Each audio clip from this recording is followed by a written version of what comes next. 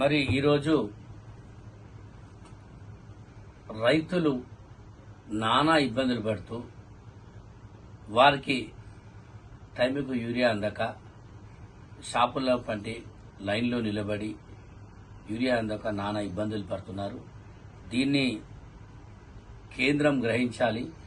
రైతుల మీద ప్రేమను నటిస్తూ కేంద్రం మరి ఇంతమంది తెలంగాణ నుంచి కేంద్ర మంత్రులు నిమ్మకు నీరుత చూడడం, రైతులు నానా ఇబ్బందులు పడడం చాలా దురదృష్టకరం.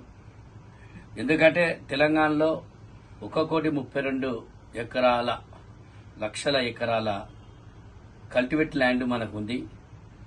అందులో సగం కూడా ఈ రోజు వరకు మరి ఎవరికి కూడా యూరియా అందకపోవడం బాధాకరం. అదేగాక 10.48 మెట్రిక్ టన్నుల యూరియా అవసరం. అందులో ఒక 60% నుంచి 70% వరకు యూరియా అందడం.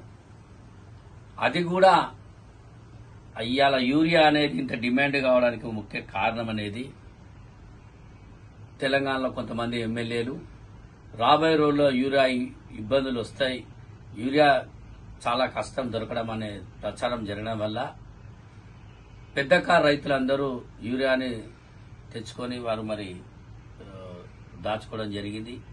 ఎవరైతే సన్నకారు రైతులున్నారో వాళ్లకు యూరియా అందక నానా ఇబ్బందులు పడుతున్నారు. ఈరోజు దీనికి రాష్ట్ర ప్రభుత్వం ఎప్పటికప్పుడు కూడా కాంగ్రెస్ పార్టీ తరఫున మేము డిమాండ్ చేస్తున్నాం.